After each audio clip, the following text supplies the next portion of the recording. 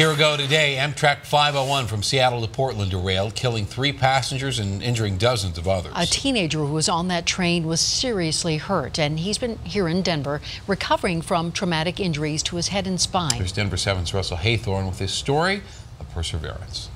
Unclear. This is supposedly a new locomotive. Robin Brodigan remembers every detail about that day, the time. And we've seen crashes like that in the past. 7:40 is when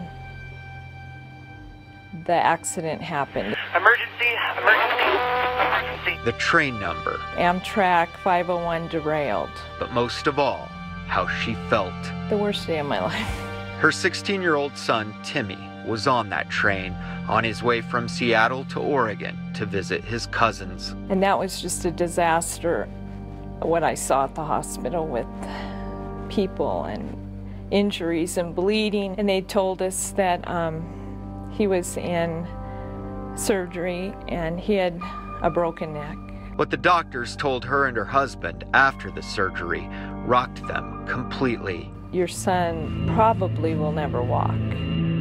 In the days and weeks after the accident, the Brodigans sought out the best spinal injury rehab in the nation, which meant leaving Seattle on a plane bound for Denver.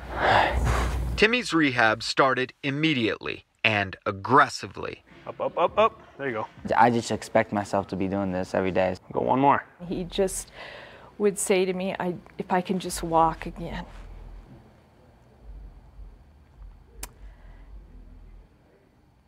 And nose over toes. And then Good, good. Try to get a big step, Timmy. Big step. it happened. Twist those hips, press up.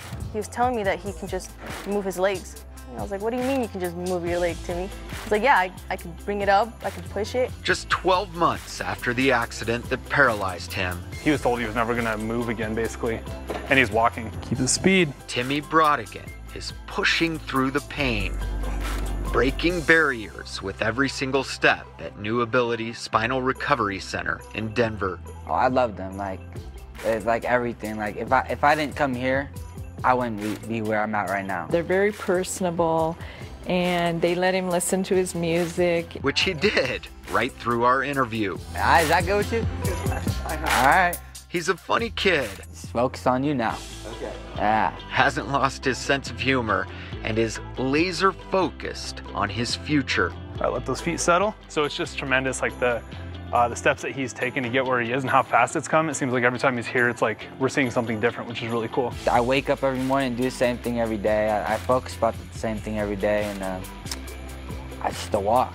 And while his improvement is baffling to some, it's also not surprising to those who know Timmy best. He's so determined. Huge steps, like huge progress in a very short period of time, which is pretty awesome. People at home believe in me, and that's all I need to believe in myself too. Big step. Russell Haythorne, Denver 7.